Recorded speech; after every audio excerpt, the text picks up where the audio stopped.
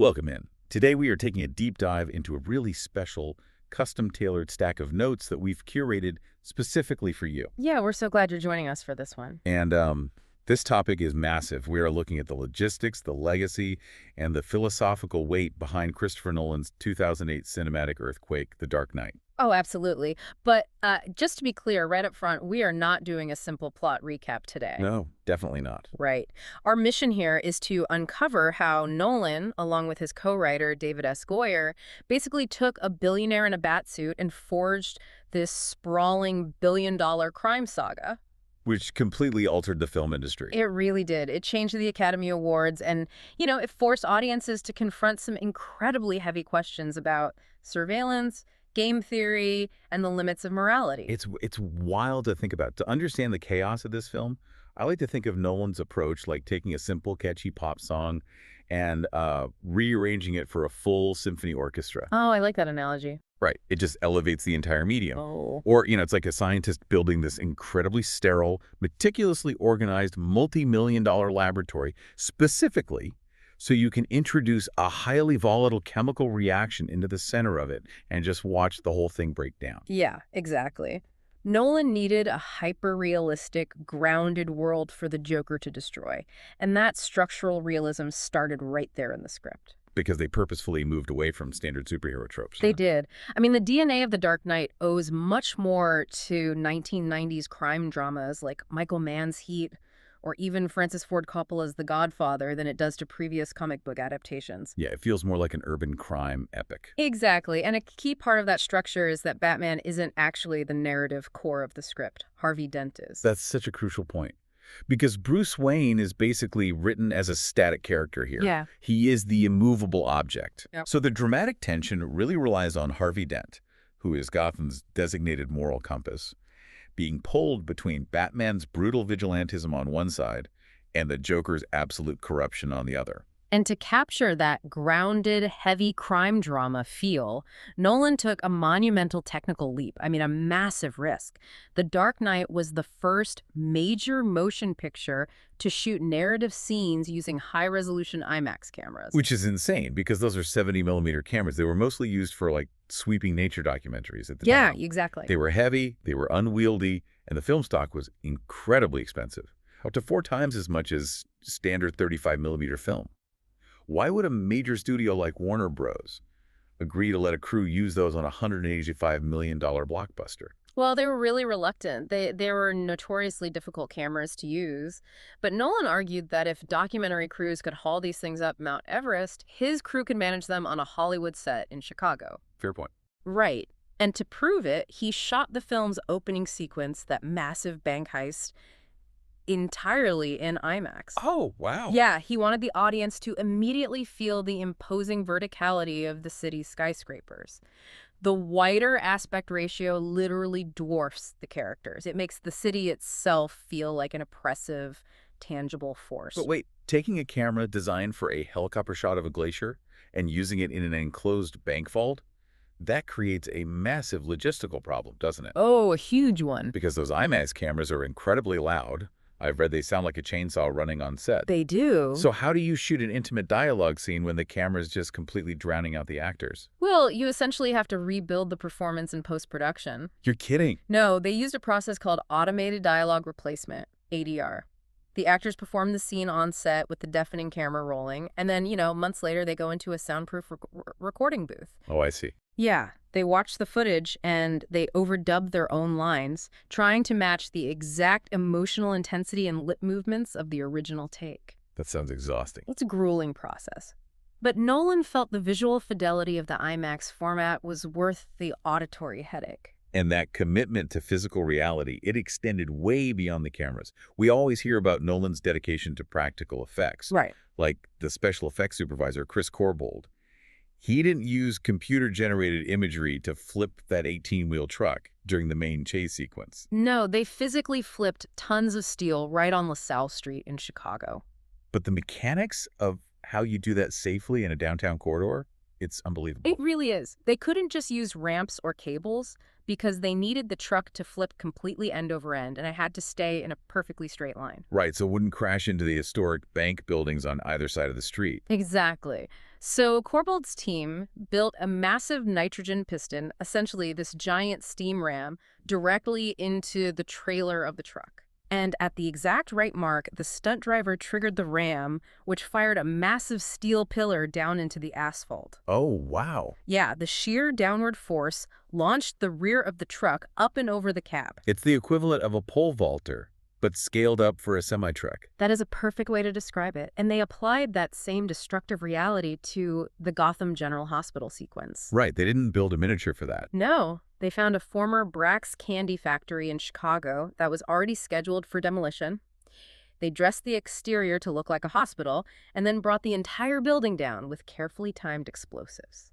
It creates such a visceral reaction for the audience. Yeah. I mean, your brain subconsciously recognizes the difference between pixels on a screen and the actual physics of a multi-story building collapsing. It absolutely does. So Nolan builds this hyper-realistic physical city. But a physical city can be protected, right? By police, by Batman, by a district attorney. How do you write a villain that breaks a city built on realism? You introduce an unknowable threat. Heath Ledger's Joker. Yes. Because Nolan built such a structured world, the film required an antagonist who represented the absolute destruction of order, which leads to one of the most legendary and tragic performances in cinema. And it's wild to think about now, but when Heath Ledger was cast in August 2006, the industry and public backlash was It severe. really was. People were furious. Yeah, audiences knew him from 10 Things I Hate About You and Brokeback Mountain. They just couldn't envision him matching Jack Nicholson's iconic turn as the character. So how did Ledger respond to that? His response was to completely isolate himself. He spent a month locked in a hotel room in London, just developing the psychology of a psychopath with zero empathy. He kept a Joker diary. Right. They did. It was filled with horrific news stories, blind babies, and references to AIDS. Basically things the character would find genuinely funny. That is so dark. And the way he developed that by mixing really high and low pitches. I think he drew inspiration from ventriloquist dummies, actually. Yeah, the vocal range is incredible, but the physical transformation wasn't just makeup either. It was a very specific chemical application technique. What do you mean? So the makeup artist, John Calleone Jr., he used an old theatrical technique. Instead of painting a smooth, pristine clown face, Ledger would actively scrunch up his face, wrinkling his forehead, squinting his eyes while the makeup was applied and dried. Oh, so bake those wrinkles in. Exactly. When he relaxed his facial muscles, the white paint would naturally crack, split, and crease. Ledger also applied the signature red lipstick himself using his fingers. Which makes it look organic and chaotic. Like grease paint he'd been sweating in for days. Right, and musically, composer Hans Zimmer matched that abrasive energy perfectly. Oh, the score is so stressful. The Joker's theme isn't a traditional orchestral melody at all. It's built around just two agonizing, sustained notes that sound like razors scraping together. It was heavily influenced by the discordant tempo shifts of punk rock. But, the truly terrifying aspect of the Joker isn't just the makeup or the music. It's a very specific screenwriting choice Nolan and Goyer made that defies traditional storytelling rules. You mean treating him like Jark and Jaws? Exactly. Yeah. He is a fully formed threat right from the first frame. There is no origin story, there's no tragic childhood, no moment where he falls into a vat of chemicals. But I want to push back on that for a second. Okay, go for it. We are always taught in writing classes that villains need clear motivations and tragic backstories so we can understand them. We need to know why they're doing things. Why did skipping the origin story entirely make the Joker scarier than if we knew how he got his scars? Because understanding a monster limits the monster? Oh, that's interesting. Yeah, when you give a villain a relatable backstory, you inevitably humanize them. You create a psychological box that explains their behavior. Nolan and Goyer actually argued that cinematic villains like Hannibal Lecter or Darth Vader were somewhat undermined when later films mapped out their childhoods. That makes total sense. Right. By removing the Joker's origin, he ceases to be a man driven by a specific grievance. He becomes an elemental force. Like a natural disaster. Yes. You can't negotiate with a hurricane. He operates completely outside of logic, reason, or any political ideology. Which is why he tells different stories about how he got his facial scars to different people. He's actively mocking the idea that a tragic backstory defines him. Exactly. And, the real tragedy of this towering elemental performance is that Heath Ledger never even saw the final film. Yeah. He died from an accidental prescription drug overdose in January 2008, right in the middle of post-production. It's heartbreaking. Nolan had the devastating task of sitting in the editing room every single day, cutting the footage of a friend who had just passed away. He said he felt an immense responsibility to preserve the performance exactly as Ledger had intended it. And that performance went on to earn Ledger a historic posthumous Academy Award for Best Supporting Actor. It was a massive threshold, the very first time a comic book adaptation was recognized with a major acting award. But Ledger's terrifying, ideology-free Joker wasn't just scary in a vacuum. He was a philosophical battering ram designed to force the heroes in the audience to confront the ethical limits of a post-9/11 society. Yeah, let's unpack that, because the central theme of the film really is escalation. Right. In the previous movie, Batman uses extreme theatrical methods to fight street-level mobsters. So The Dark Knight explores the inevitable counter-response to that. If law enforcement arms itself with high-tech military gear and operates outside the law, the criminal underworld escalates by turning to a terrorist who utilizes pure fear and chaos. And the academic analysis of the film focuses heavily on its real-world parallels to the War on Terror, right? Now, obviously, we're not taking a side here, but the sources point out how the narrative constantly examines what happens when civil authorities abandon constitutional rules to fight an unconventional enemy. Yes, absolutely. Scholars routinely point to that. There is a pivotal moment in the third act that captures this perfectly. Batman co-opts the cell phones of every single citizen in Gotham. He turns their microphones into a massive city-wide sonar surveillance network just to catch the Joker. It's a massive violation of civil liberties. Huge! Even Lucius Fox, who designs Batman's gear, tells him this crosses an ethical line, and he threatens to quit over it. And film scholars compare this directly to the Patriot Act and the real-world debates surrounding domestic surveillance programs at the time. It's a really heavy parallel. It is. And the film doesn't offer a clean resolution either. Batman agrees the technology is too dangerous, and he programs it to self-destruct after the Joker is caught. But the narrative mechanics imply that he couldn't have stopped the Joker in time without crossing that line in the first place. Exactly. The audience is left to wrestle with the discomfort of that moral compromise. And that struggle with morality under extreme pressure brings us to the famous ferry scene, which is essentially a massive, terrifying application of a classic thought experiment. The prisoner's dilemma. Right. The Joker wires two ferries with explosives, one full of everyday civilians, one full of prison inmates, and he gives each boat the detonator to the other boat's explosives. Such a cruel setup. If one boat doesn't blow up the other by midnight, he threatens to detonate both. To understand why this is so brilliant, we have to look at the actual game theory behind the prisoner's dilemma. The concept explores a paradoxical incentive structure, where two parties, acting in pure self-interest, will end up with a worse outcome than if they had just cooperated. Like the classic example of two criminals arrested for a crime. Exactly. If neither talks, they get 1 year in jail. If one betrays the other, the betrayer goes free and the other gets 10 years. But if both betray each other, they both get 5 years. The rational, selfish choice is always to betray the other person to save yourself. And the Joker weaponizes this logic. He fully expects them to calculate the odds, panic, and press the button. He is testing his core philosophy, that morality is a flimsy construct, and when the chips are down, these quote-unquote civilized people will eat each other. But the game theory fails. It does. The people on the boats refuse to press the button. They choose the irrational, cooperative option, accepting their own potential deaths rather than committing murder. It's the one moment the Joker's worldview is proven wrong. Yes. But his parallel plan succeeds perfectly. Because he targets Harvey Dent, Gotham's White Knight. Right. He murders Dent's fiancée, Rachel, and leaves Dent horribly disfigured. And Dent's faith in the justice system just shatters.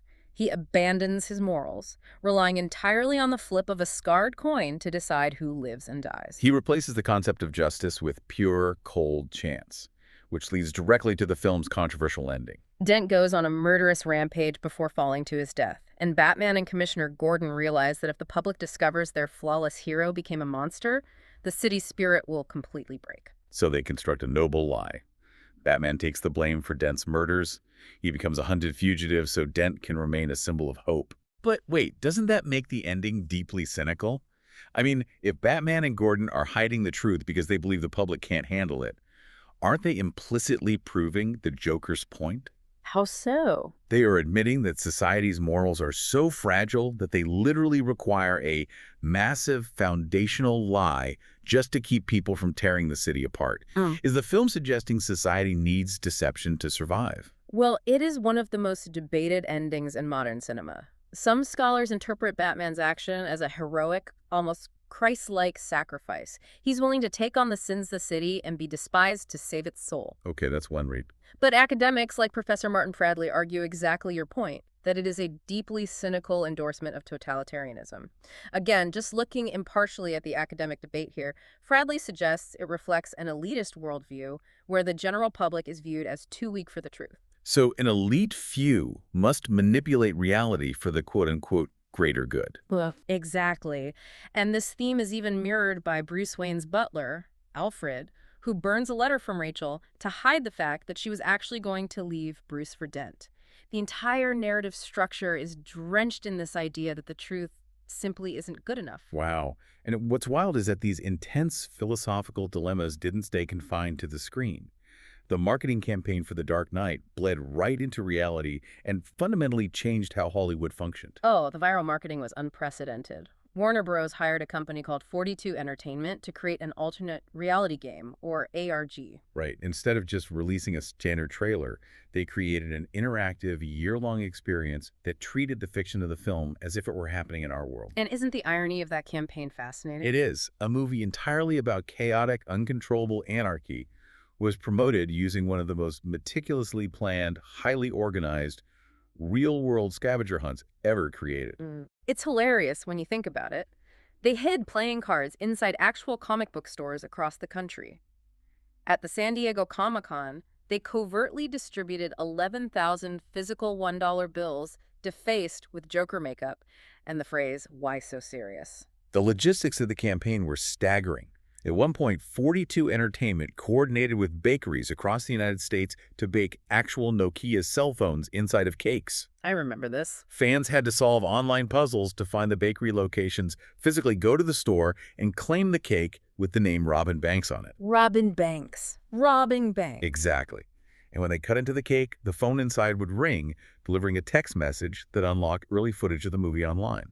Over 650,000 people actively participated in these real-world events. They were donning Joker makeup and rallying in the streets. It totally obliterated the line between fiction and reality. Yeah. And that unprecedented hype translated massively to the box office.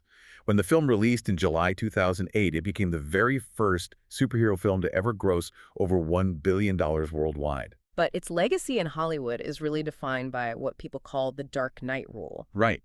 Because despite the $1 billion, the universal acclaim, and the posthumous Oscar for Ledger, the Academy Awards completely snubbed The Dark Knight for a Best Picture nomination. And the industry backlash was immediate and severe. Critics and audiences felt the Oscars were just completely out of touch, ignoring a generation-defining piece of cinema simply because it was categorized as a comic book movie. The uproar forced the Academy to evaluate its own relevance. The very next year, they formally changed their rules. They expanded the Best Picture category from a strict 5 nominees to a potential 10. They literally rewrote the rules of the Oscars just to ensure films with massive cultural footprints wouldn't be locked out anymore. It's the reason movies like Up, Avatar, and eventually Black Panther secured Best Picture nominations. The Dark Knight kicked the door down. It really did. It became the definitive blueprint. Before 2008, superhero movies were largely viewed as colorful, disposable entertainment. Nolan proved they could be prestige cinema. And every studio spent the next decade reacting to that. They either tried to emulate its gritty, grounded realism, which gave us a slew of overly dark reboots, or they deliberately counter-programmed against it, which directly influenced the lighter, more comedic tone of the Marvel Cinematic Universe. They shaped everything. So as we close out this deep dive, let's look at the totality of what you have here. The Dark Knight transcended its genre. It is a masterclass in practical, large-scale filmmaking that pushed the boundaries of IMAX technology. It really is. It captured Heath Ledger's transcendent, unforgettable performance, and it served as a dark mirror, reflecting our deepest anxieties about surveillance, the fragility of order, and the ethical compromises required to maintain it. It asked audiences to consider how far they are willing to go to protect the things they care about, and whether the rules we cling to are actually sturdy, or if they just evaporate the moment we feel threatened. Which leaves me with a final lingering question for you to mull over. In the climax of the film, the Joker is left hanging upside down, and he explicitly tells Batman that they are destined to fight forever. Right, because Batman won't kill him due to his strict moral code, and the Joker won't kill Batman because he finds him too entertaining. Exactly. It looks like a physical stalemate. But consider the ideological fallout. The Joker successfully corrupted Gotham's White Knight. He forced Batman, the incorruptible symbol of order, to break his moral code by pushing Harvey Dent to his death to save a child. Yeah. And then he forced Batman to run into the shadows, taking the blame for Dent's murders and living a lie. The window was opened, and the sterile lab was completely destroyed. That's a great point. So, did the Joker actually win the philosophical war of the Dark Knight? We'll leave you to mull over who the true victor of the film really was.